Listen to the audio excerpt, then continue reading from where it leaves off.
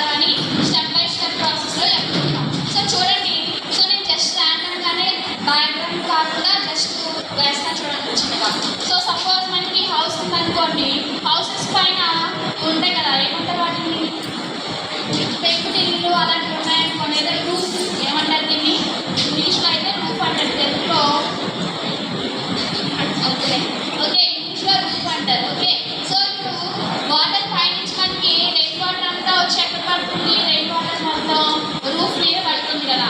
So ఈ roof మీద పడినప్పుడు మామూలుగా అయితే కింద గ్రౌండ్ మీద వెళ్ళిపోయి వేస్ట్ అయిపోతుంది ఆ వాటర్ కదా. సో అలా కాకుండా ఏం చేస్తారంటే ఈ రూఫ్కి ఒక అటాచ్మెంట్ అనేది పెడతారనమాట.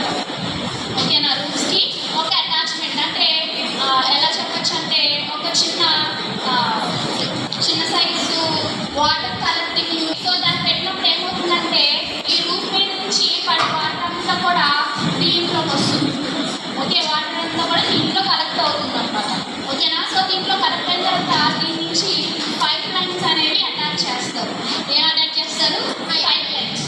సో పైప్ లైన్స్ అటాచ్ చేసినప్పుడు ఈ వాటర్ అంతా ఈ పైప్ లైన్స్లో నుంచి మనకి వస్తుంది కదా. వచ్చినప్పుడు ఇక్కడ ఒక ఫిల్టర్ అనేది పెడతాం.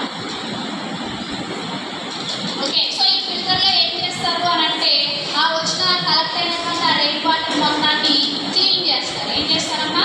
క్లీనింగ్ చేస్తారు. సో క్లీన్ చేసిన తర్వాత ఈ ఫిల్టర్ నుంచి దాన్ని డిఫరెంట్ పర్పసెస్కి యూజ్ చేస్తారు. దేని చెప్పాను నేను? Watering for plants. So plants వాటరింగ్కి యూజ్ చేయొచ్చు, లేదా టాయిలెట్ ఫ్లషింగ్కి యూజ్ చేయొచ్చు, లేదంటే ఇరిగేషన్ పర్పసెస్ టైప్స్లో